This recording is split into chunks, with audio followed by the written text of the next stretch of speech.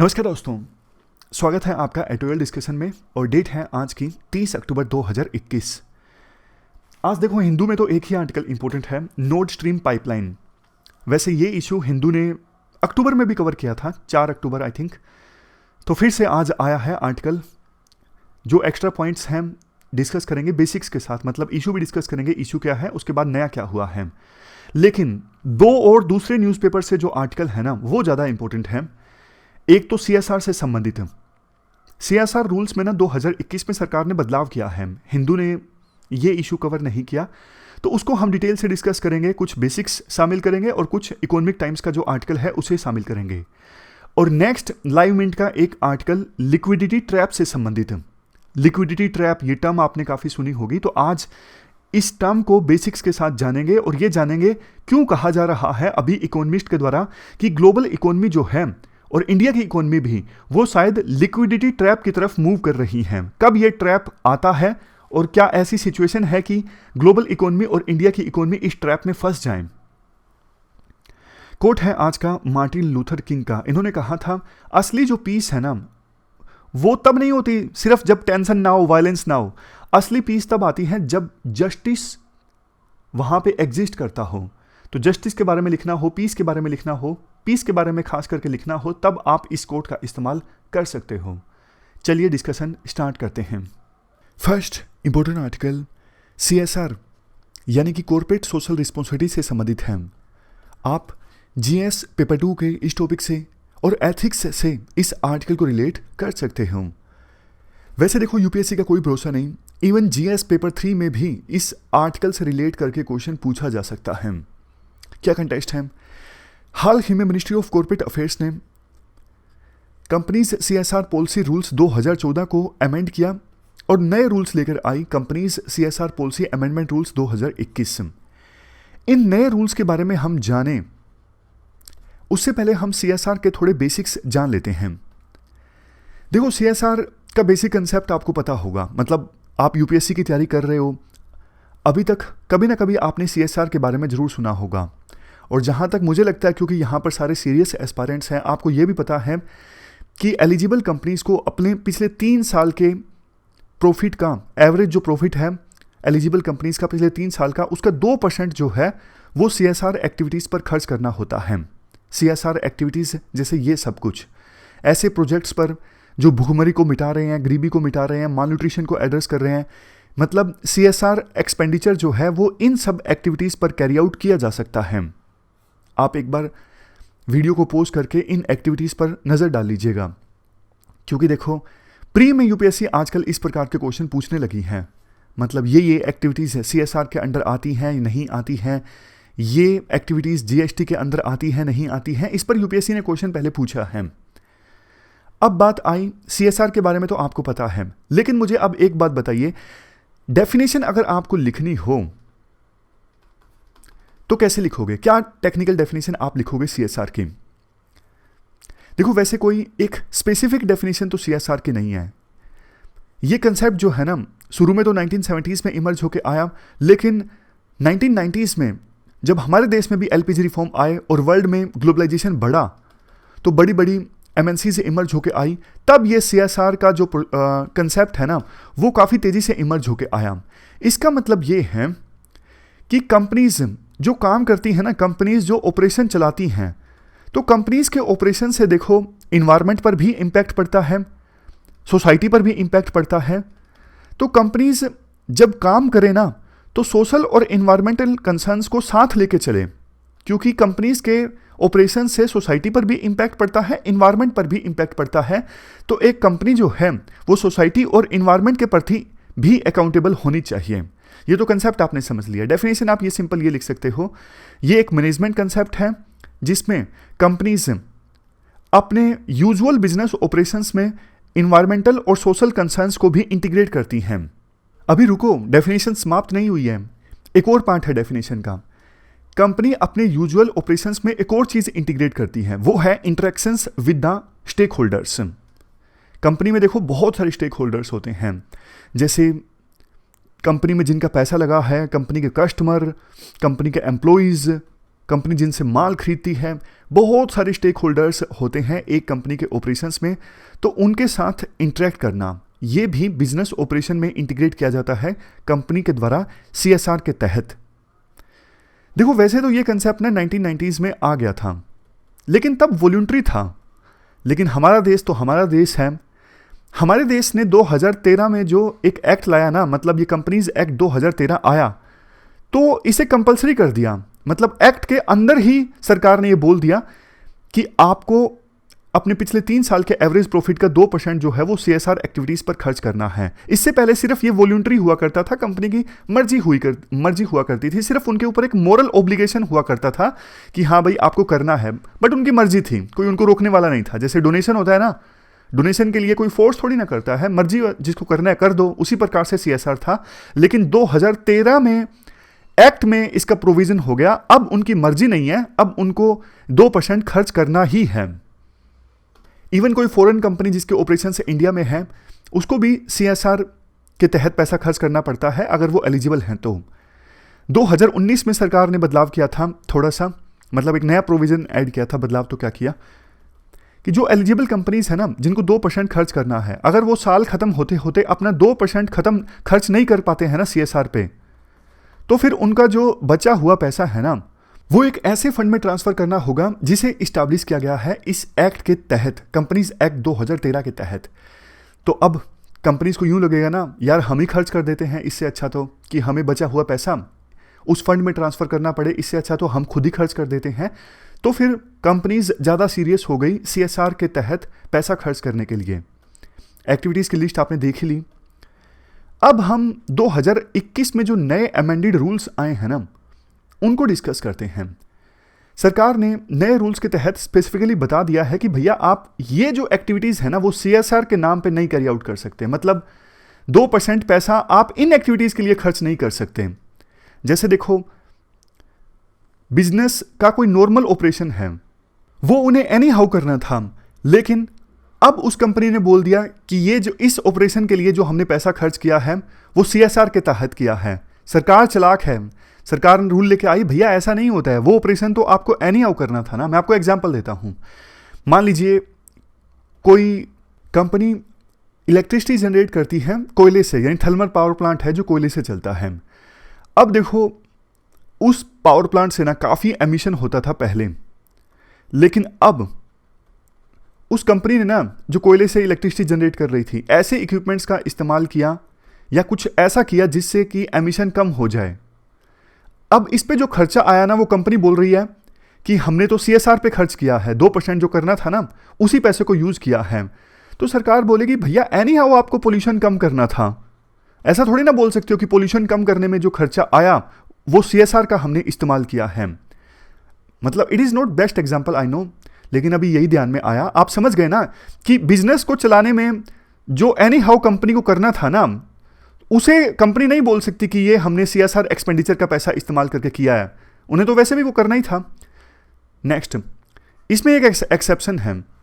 वो कंपनीज जो नई वैक्सीन की रिसर्च कर रही है ना कोविड-19 से निपटने के लिए, वो कर सकती हैं। ये एक्सेप्शन है 2021, 2021, 22, 2022, 23। इन सालों में जो ड्रग्स वाली कंपनीज है ना, वो कोविड-19 की R&D पर अगर पैसा खर्च करती हैं तो वो CSR के तहत आ सकता है, उनको नहीं रोका गया है। और कौन कौन सी एक्टिविटीज़ को एक्सक्लूड कर दिया गया है CSR से? वो एक्टिविटीज़ जिनको देखो इंडिया के बाहर कैरी आउट किया गया है, except training of national and international level of Indian sports persons.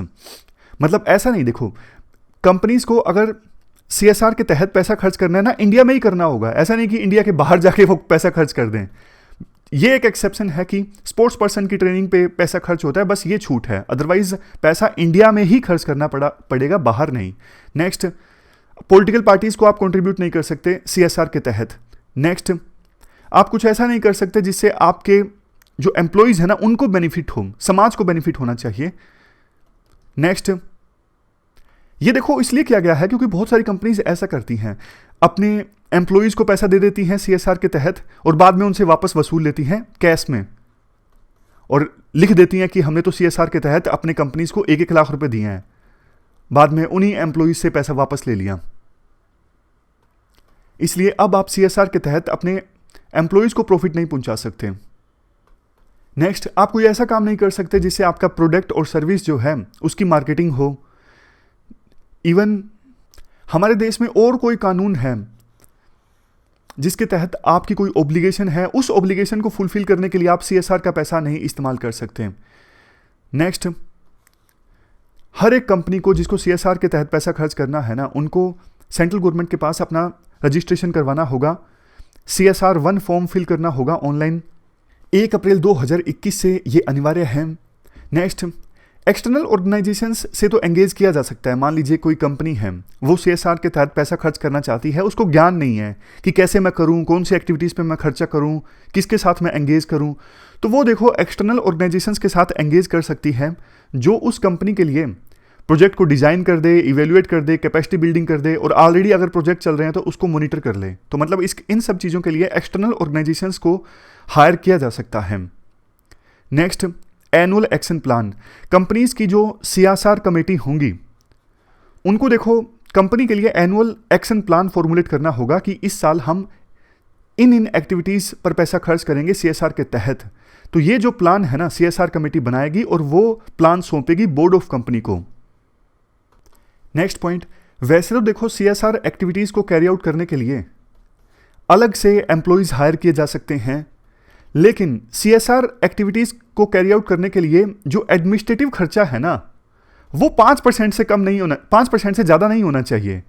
पता लगे किसी कंपनी को सीएसआर एक्टिविटीज़ के तहत 10 करोड़ रुपए खर्च करना था, लेकिन वो अपनी बुक्स में ये दिखा दे कि हमने एक ऐसे पर्सन को हायर किया जिसने 5 करोड़ रुपए लिए 1 साल के, और ये बताया कि कैसे पैसा खर्च करना है सीएसआर एक्टिविटीज़ के तहत। तो सोच के देखिए, टोटल खर्च करना था 10 करोड़, और उसमें से 5 करोड़ तो ऐसे पर्सन को दे दिया जो बताएगा कि कैसे पैसा खर्च करना है, जो मॉनिटर करेगा। नहीं नहीं नहीं, एडमिनिस्ट्रेटिव एक्टिविटीज़ पे आप मैक्सिमम 5% खर्च कर सकते हो, इससे ज़्यादा नहीं।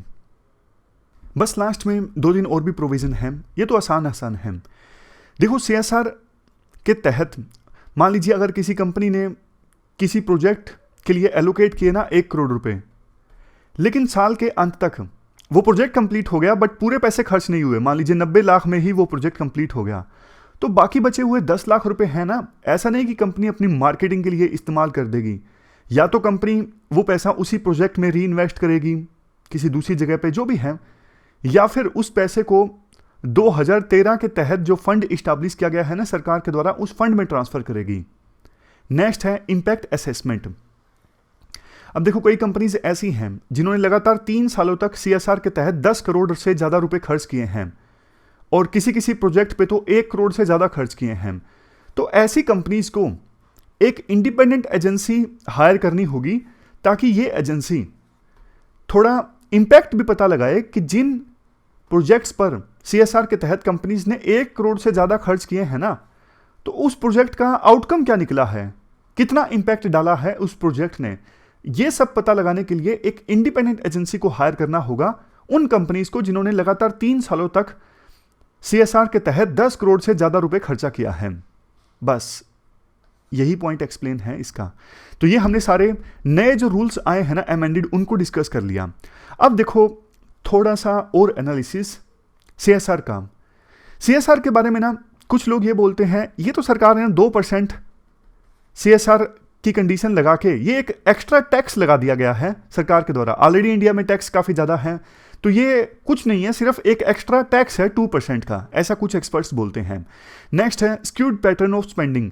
अब वैसे तो देखो सीएसआर के तहत काफ़ी एक्टिविटीज़ पर पैसा खर्च किया जा सकता है, लेकिन 65% जो पैसा खर्च होता है ना सीएसआर के तहत, वो एजुकेशन और हेल्थ एक्टिविटीज़ पे खर्च होता है। बाकी इन्वायरमेंट, रूरल डेवलपमेंट, ये तो जैसे पिछड़ से गए हैं, इन पर ध्यान नहीं देती कंपनीज जब उनको सीएसआर पे पैसा खर्च करना होता है। Next regional disparity. देखो आप पाओगे ज़्यादातर जो पैसा खर्च होता है ना सीएसआर के तहत, वो महाराष्ट्र में खर्च होता है, क्योंकि महाराष्ट्र देश की फाइनेंशियल कैपिटल है, मतलब मुंबई जो है वो देश की फाइनेंशियल कैपिटल है। लेकिन देश के जो पिछड़े इलाके हैं ना, Orissa, Bihar, UP, even north east, वहाँ पे पैसा ज़्यादा खर्च होना चाहिए, क्योंकि जरूरत तो उनको ज़्यादा है ना, लेकिन वहाँ पे पैसा नहीं खर्च होता सीएसआर के तहत ज़्यादा। नेक्स्ट है नॉन कंप्लायंस। बहुत सारी कंपनीज तो देखो इन रूल्स को मानती नहीं है। सरकार का इतना इंफ्रास्ट्रक्चर है नहीं कि उन कंपनीज को पकड़ा जा सके, उनको बोला जा सके। तो इंफ्रास्ट्रक्चर काफ़ी ढीला है सरकार का। अगर कोई कंपनीज CSR के तहत कंप्लायंस को नहीं भी फुलफिल करती हैं तो भी उनको पनिश करने के लिए इतना इंफ्रास्ट्रक्चर, इतने पर्सनल सरकार के पास है नहीं। Next, cheating and favour donations. बहुत सारी कंपनीज तो देखो चालाकी खेलती हैं, किसी चैरिटी ऑर्गेनाइजेशन को पैसा दान दे दिया, चैरिटेबल ट्रस्ट को, बोला कि देखो हमने CSR के तहत पैसा खर्च कर दिया, लेकिन उस चैरिटेबल ट्रस्ट से पैसा वापस ले लिया, थोड़ा बहुत कमीशन उस चैरिटेबल ट्रस्ट को देके, मतलब सरकार को दिखाने के लिए सिर्फ पैसा खर्च किया, अदरवाइज तो जिस चैरिटेबल ट्रस्ट को पैसा दिया था उससे वापस भी ले लिया, थोड़ा उस चैरिटेबल ट्रस्ट को कमीशन देकर। ये चैलेंजेस हैं। अब बात आती है करना क्या चाहिए। 5 पॉइंट्स हैं सिंपल। कम्युनिटीज को इन्वॉल्व करो, एम्प्लॉइज को पार्टिसिपेट करो CSR के तहत जो आप एक्टिविटीज कैरी आउट करते हो। इससे एम्प्लॉइज का जो पार्टिसिपेशन, एम्प्लॉइज का मोटिवेशन जो है वो इंक्रीज होगा और कम्युनिटी भी इन्वॉल्व होगी इन एक्टिविटीज में। कोलैबोरेट करो आप एफिशिएंसी के लिए, NGOs के साथ कोलैबोरेट करो, दूसरी एजेंसीज के साथ कोलैबोरेट करो, क्योंकि ये एक्सपर्ट होते हैं, ये आपको बताएंगे कि कैसे आप पैसा खर्च कर सकते हो, कितने एफिशिएंसी के साथ है। इवेल्युएशन करवाओ, आप जो भी एक्टिविटीज कैरी आउट कर रहे हो उन्हें इवेल्युएट करवाओ, उनका कितना फायदा हो रहा है, उन प्रोजेक्ट्स को आप मॉनिटर करवाओ ढंग से। Next, fair and balanced expenditure होना चाहिए सभी एक्टिविटीज पे। ऐसा नहीं कि आपने एक ही एक्टिविटी पर, जैसे एजुकेशन पे ही सारा पैसा खर्च कर दिया या फिर एनवायरनमेंट पे ही सारा पैसा खर्च कर दिया। नेक्स्ट, जो कंपनीज पैसा खर्च करती हैं CSR के तहत उनको थोड़ा इंसेंटिव भी देना चाहिए सरकार के द्वारा। किसी भी प्रकार का इंसेंटिव हो सकता है, जैसे कॉर्पोरेट टैक्स में, समझ गए, ताकि और ज़्यादा कंपनीज अट्रैक्ट हों CSR के तहत पैसा खर्च करने के लिए। तो ये हमने पूरा आर्टिकल डिस्कस किया CSR से संबंधित है। चलते हैं आगे। इसके बाद नेक्स्ट आर्टिकल लिक्विडिटी ट्रैप से संबंधित है। आप GS पेपर 3 से इस आर्टिकल को रिलेट कर सकते हो। क्या कंटेक्स्ट है? कुछ समय पहले IMF इकोनॉमिस्ट गीता गोपीनाथ ने ये स्टेटमेंट दी थी कि ग्लोबल इकोनॉमी जो है वो लिक्विडिटी ट्रैप की तरफ मूव कर रही है। क्या मतलब है इस टर्म का लिक्विडिटी ट्रैप? प्री में भी UPSC क्वेश्चन पूछ सकती है लिक्विडिटी ट्रैप से संबंधित। देखो, ये कॉन्ट्राडिक्टरी इकोनॉमिक सिचुएशन होती है। आमतौर पे आपको पता है इकोनॉमिक्स में ये होता है कि जब, जैसे हमारे देश का एग्जांपल लीजिए, RBI जब इंटरेस्ट रेट्स को कम करती है बैंक्स के लिए, तो बदले में देखो बैंक्स भी कंज्यूमर्स के लिए जो इंटरेस्ट रेट है ना वो कम कर देते हैं, यानी आपको सस्ता लोन उपलब्ध हो जाता है। ऐसी सिचुएशन में ज़्यादा से ज़्यादा कस्टमर्स लोन लेते हैं, वो मार्केट में खर्च करते हैं, वो फर्दर इन्वेस्ट करते हैं। अगर देखो आसानी से आपको लोन मिल जाए, ज़्यादा इंटरेस्ट रेट भी ना हो, तो आपका भी मन करेगा कि लोन लेके मैं नया बिजनेस स्टार्ट करता हूँ। लेकिन अगर इंटरेस्ट रेट बहुत ज़्यादा होंगी तो आपका मन नहीं करेगा लोन लेने का, आपको लगेगा कि लोन ले लिया तो इतना भारी भरकम इंटरेस्ट देना पड़ेगा। तो ये होता है जब RBI इंटरेस्ट रेट को कम करती है, इससे मार्केट में मनी आता है और इन्वेस्टमेंट होती है, इकोनॉमिक एक्टिविटीज इंक्रीज होती हैं। तो इस उद्देश्य के साथ इकोनॉमी को स्टिमुलेट करने के लिए, इकोनॉमी की ग्रोथ को बूस्ट करने के लिए RBI इंटरेस्ट रेट को कम करती है। बट देखो, मान लीजिए ऐसी सिचुएशन आ जाए जब इंटरेस्ट रेट्स ऑलरेडी काफी कम हैं, जैसे 0 के आसपास इंटरेस्ट रेट्स पहुंच गई हैं। इतनी कम इंटरेस्ट रेट होने के बावजूद लोग ना पैसा इन्वेस्ट नहीं कर रहे हैं, बल्कि वो पैसे को सेव करके रख रहे हैं इस उम्मीद में कि इंटरेस्ट रेट बाद में इंक्रीज होंगी। ये ट्रैप हो गया ना। RBI अब 0 से कम तो इंटरेस्ट रेट करेगा तो भी कोई फायदा नहीं होगा। क्यों? क्योंकि देखो, मतलब आप लोन लो, उसके लिए भी RBI आपको पैसा देगा कि आप हमसे 1 लाख रुपए लोन लेते हो तो 1 लाख के बजाय आप सिर्फ 90,000 वापस दे दीजिए। ये तो नेगेटिव इंटरेस्ट रेट हो गया ना। ये भी RBI कर देना तो भी लोग फर्दर उस पैसे का इस्तेमाल करके इन्वेस्ट नहीं करेंगे, लोग अपने पास सेव करके रख लेंगे इस उम्मीद में कि इंटरेस्ट रेट बाद में इंक्रीज हो जाएगी और हम पैसा कमा लेंगे। ये देखो, लोग ना तब करते हैं जब उन्हें लगता है कि इकोनॉमिक कंडीशन काफी खराब है, अभी इन्वेस्टमेंट का फायदा नहीं है, तो वो सेव करने में ज्यादा विश्वास रखते हैं। उन्हें लगता है कि इन्वेस्टमेंट से नुकसान हो जाएगा, इससे अच्छा सेव करके रखते हैं, बाद में इंटरेस्ट रेट इंक्रीज हो जाएगी तो हमें फायदा हो जाएगा। लेकिन सिस्टम तो पूरा गड़बड़ा गया ना। आमतौर पे तो ऐसा होता है, RBI जब इंटरेस्ट रेट कम करती है तो उसका मतलब यह होता है कि मार्केट में ज्यादा पैसा आएगा, ज्यादा पैसा आएगा तो लोग ज्यादा पैसा खर्च करेंगे, इकोनॉमिक एक्टिविटीज इंक्रीज होंगी, ये होता है यूजली। लेकिन लिक्विडिटी ट्रैप में ऐसी सिचुएशन आ जाती है कि इंटरेस्ट रेट इतनी कम हो गई और इकोनॉमिक कंडीशन खराब है, तो कंज्यूमर पैसे को सेव कर रहा है, इन्वेस्ट नहीं कर रहा।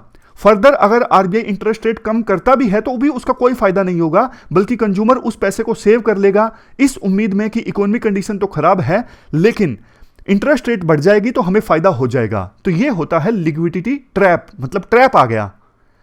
ट्रैप क्या आ गया? ट्रैप ये है कि आरबीआई फर्दर इंटरेस्ट रेट कम भी कर देगा तो भी इन्वेस्टमेंट इंक्रीज नहीं होगी, उसका कोई फायदा नहीं होगा, क्योंकि कंज्यूमर को लगता है कि इन्वेस्ट करने का कोई फायदा नहीं है, सेविंग करने का फायदा है। तो मॉनेटरी पॉलिसी तो इनइफेक्टिव हो गई ना।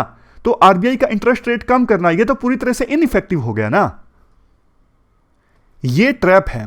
अब कोई आपसे पूछे कि ट्रैप क्या है, इसमें ट्रैप ये है कि मॉनेटरी पॉलिसी इनइफेक्टिव हो जाती है, फर्दर इंटरेस्ट रेट कम करने का कोई फायदा नहीं होता, क्योंकि कस्टमर इन्वेस्ट करने के बजाय सेव कर लेता है। तो अब क्वेश्चन ये उठता है, क्या ग्लोबल इकोनॉमी लिक्विडिटी ट्रैप की तरफ मूव कर रही है?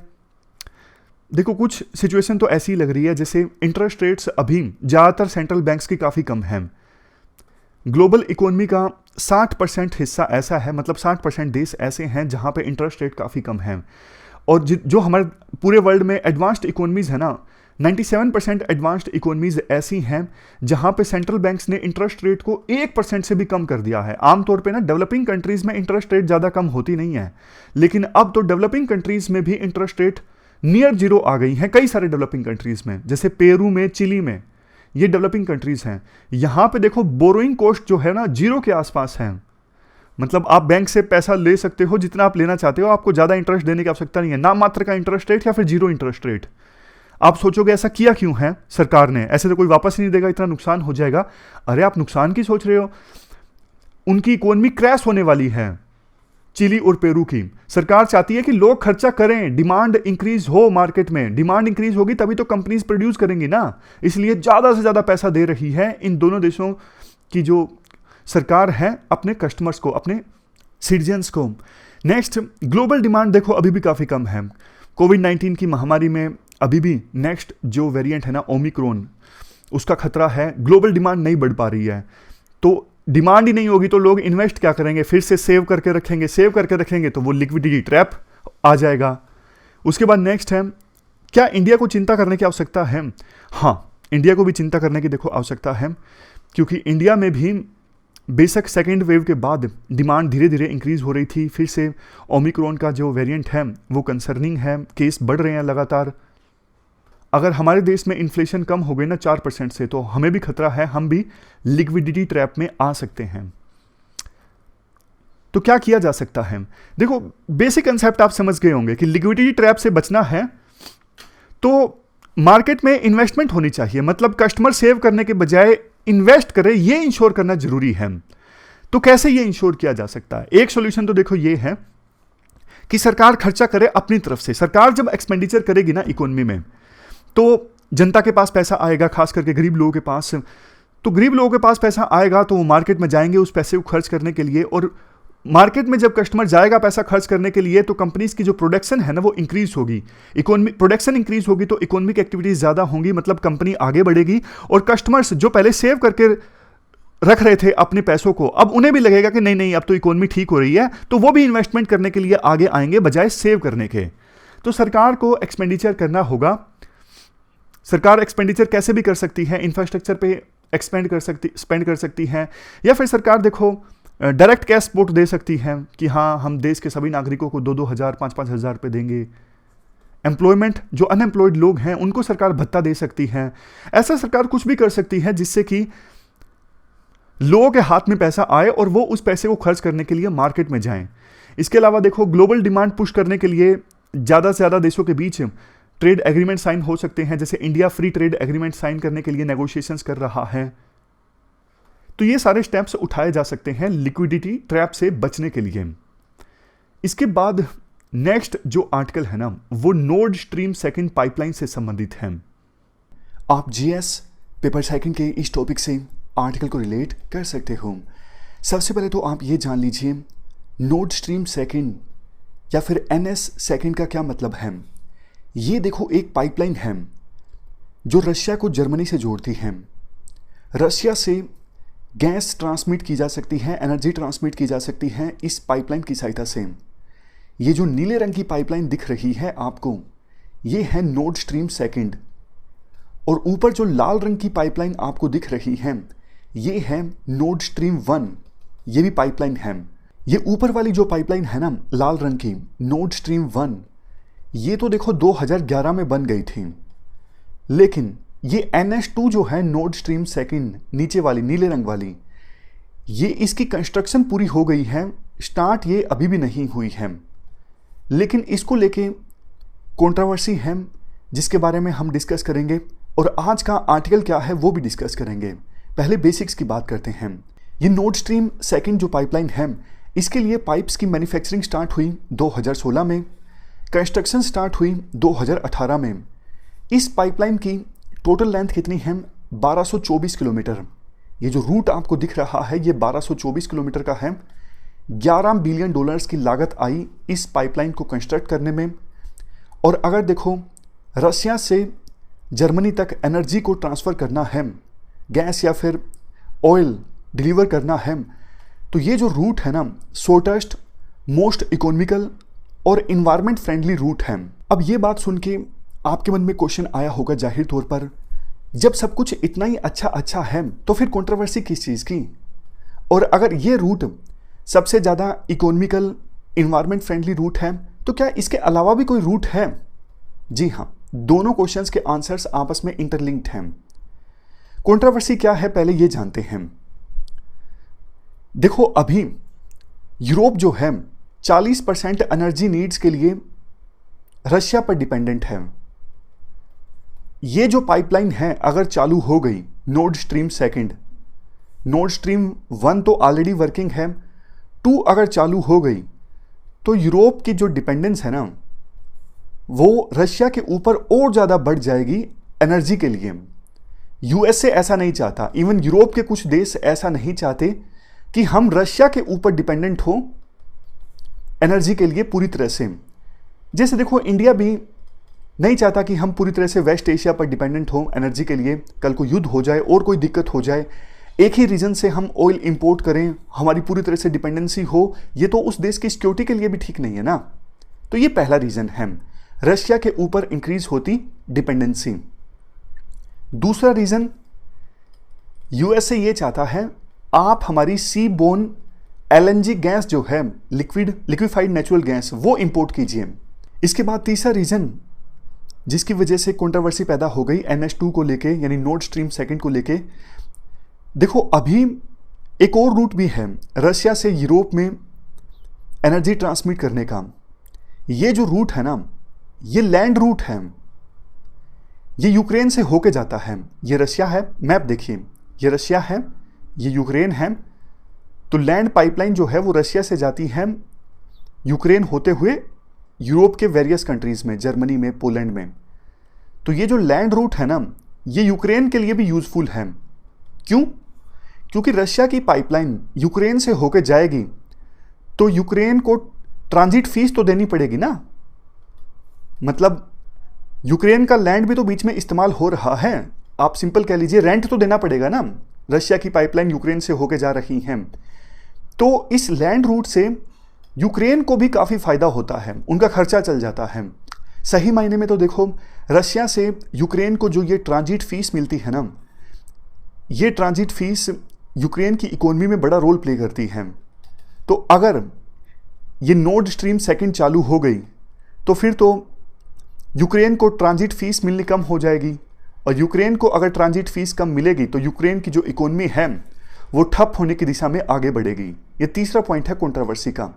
और चौथा पॉइंट तो सिंपल ये है, कल को देखो रशिया का कोई विवाद होता है यूरोप के साथ, तो रशिया यूरोपियन कंट्रीज को ब्लैकमेल कर सकता है कि आप हमारी बात मानिए, अदरवाइज हम एनर्जी सप्लाई तो है आपकी वो कट कर देंगे। मतलब यूरोप की जो डिपेंडेंसी है ना रशिया के ऊपर, रशिया इसे वेपन के तौर पे इस्तेमाल कर सकता है, हथियार के तौर पर। जैसे देखो चाइना ने कोविड-19 के दौरान सप्लाई चेन्स को एज ए वेपन इस्तेमाल किया, यानी दूसरे देश को फोर्स किया अपनी बात मनवाने के लिए। चाइना ने कहा अगर आपको ज़रूरी यूज़ की वस्तुएं चाहिए तो हमारी बात मानिए, नहीं तो हम सप्लाई चेन्स कट कर देंगे, आपको सप्लाई नहीं मिलेगी। तो कल को रशिया भी ऐसा कर सकता है। तो इन 4 पॉइंट्स की वजह से कंट्रोवर्सी थी। अब देखो, इस पाइप का कंस्ट्रक्शन तो हो गया है, स्टार्ट नहीं हुई है, ये चालू नहीं हुई है। तो फिर आपके मन में एक क्वेश्चन फिर से आया होगा, तो क्या स्टार्ट होगी या फिर नहीं होगी?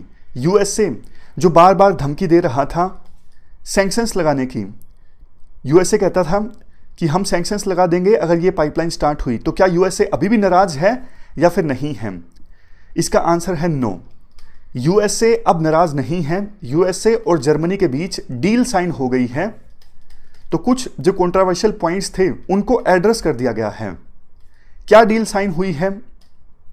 देखो, यूएस और जर्मनी के बीच डील साइन ये हुई है कि कल को अगर रशिया एनर्जी को एक हथियार के तौर पे इस्तेमाल करता है, मतलब ब्लैकमेल करता है यूरोप को कि हम एनर्जी की सप्लाई कट कर देंगे अगर आपने हमारी बात नहीं मानी, तो फिर जर्मनी स्टेप्स लेगा अपने आप से कि यूरोपियन यूनियन जो है वो सैंक्शंस लगाए रशिया के अगेंस्ट, यूरोपियन यूनियन एक्शन ले रशिया के अगेंस्ट, ताकि रशिया की जो एक्सपोर्ट कैपेबिलिटी है यूरोप को गैस ट्रांसमिट करने की, उसे रिस्ट्रिक्ट किया जा सके। मतलब ज़्यादा रशिया जो है गैस ट्रांसपोर्ट ना करे, एक्सपोर्ट ना करे यूरोप को, यूरोप रशिया से गैस लेना कम कर दे। ये एक्शन लेगा जर्मनी रशिया के अगेंस्ट। अगर रशिया या तो एनर्जी को एक वेपन के तौर पे इस्तेमाल करता है या फिर रशिया यूक्रेन के अगेंस्ट एग्रेसिव रुख अपनाता है। आपको पता है रशिया और यूक्रेन के रिश्ते अच्छे नहीं हैं। 2014 में क्रीमिया नाम का एक पोर्शन हड़प लिया रशिया ने यूक्रेन से। तो अगर यूक्रेन के अगेंस्ट एग्रेसिवनेस शो करता है रशिया, तो भी जर्मनी जो है वो एक्शन लेगा रशिया के अगेंस्ट। अब आपके मन में आया होगा ये तो ठीक है, वो चीज़ कैसे एड्रेस हुई जो हमने कहा था कि यूक्रेन को ट्रांजिट फीस मिलनी बंद हो जाएगी? इस चीज़ को जर्मनी ने ऐसे एड्रेस किया है, जर्मनी रशिया को बोलेगा कि आपका यूक्रेन के साथ में 2024 तक जो एग्रीमेंट है ना ट्रांजिट फीस देने का, उसे आप 10 सालों के लिए एक्सटेंड कर दीजिए। इसके साथ साथ यूक्रेन का जो $1 बिलियन का ग्रीन फंड फॉर यूक्रेन है ना, इस फंड में जर्मनी एटलीस्ट $175 मिलियन कंट्रीब्यूट करेगा। वैसे आज के आर्टिकल में ये रकम $206 मिलियन दी हुई है। इससे यूक्रेन की जो एनर्जी इंडिपेंडेंस है वो इंप्रूव होगी। इसका क्या मतलब है? इसका मतलब देखो ये है, यूक्रेन भी अपनी एनर्जी के लिए ना रशिया के ऊपर डिपेंडेंट है। कल को अगर रशिया ने यूक्रेन को एनर्जी सप्लाई करनी बंद कर दी तो यूक्रेन क्या करेगा?